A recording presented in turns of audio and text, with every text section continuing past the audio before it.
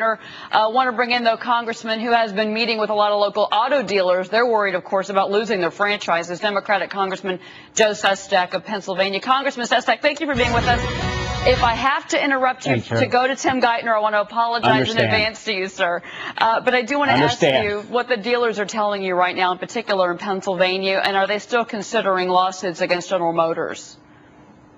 Absolutely. The dealers in my district are quite concerned, but I have to give the Obama administration an A on this one because they kept their eye on the important ball, and that's the economy. Because it's not just about GM or Chrysler.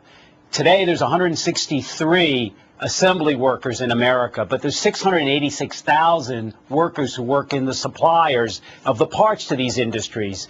And so what this administration has done is to ensure that we don't have a greater catastrophe by a disorderly process of going into bankruptcy or avoiding it. So there are those who are going to suffer, but overall, this is the greater good for our economy by how they're making sure there's order in this process. Congressman, I listened to that, and I still am wondering what is the difference between letting them have gone into bankruptcy in the first place. I mean, jobs are cut, plants are closed, a foreign owner is going to come in, and what is the difference between letting a judge do this and having all this political machination involved?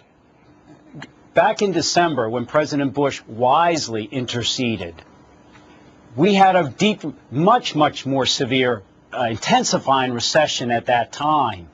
And if GM and Chrysler had both gone into immediacy bankruptcy then, these 686,000 workers that we had in supply parts would have also all been laid off. It would have been a very chaotic situation at that time. I don't like that the government has intervened, but we've done this before when we've had other types of wars, and this is an economic war. And the great world wars, we actually nationalized Smith & Wesson.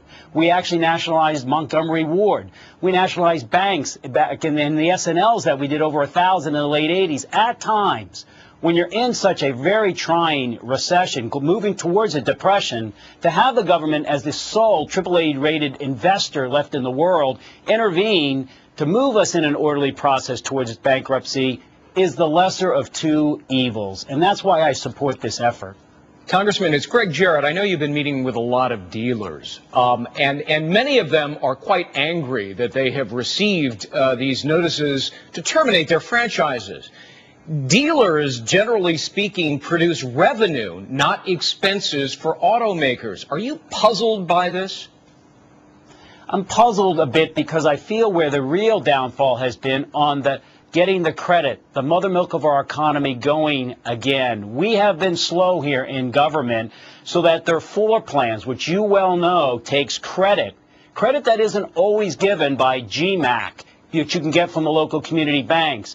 We have been responsible for it not being bold and aggressive enough until the last 6 to 8 weeks of getting the money put out there to purchase those types of car loans that have been securitized, get them out to get the money flowing again so they have the floor plan financing in order to get going. So I don't lay all the fault of this type of issue with the dealers over on this salvaging the automobile industry.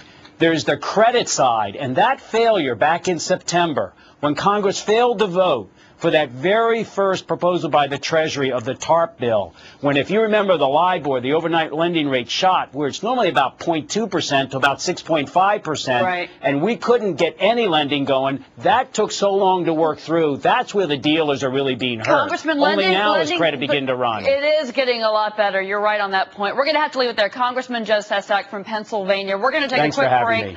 I want to take you out there to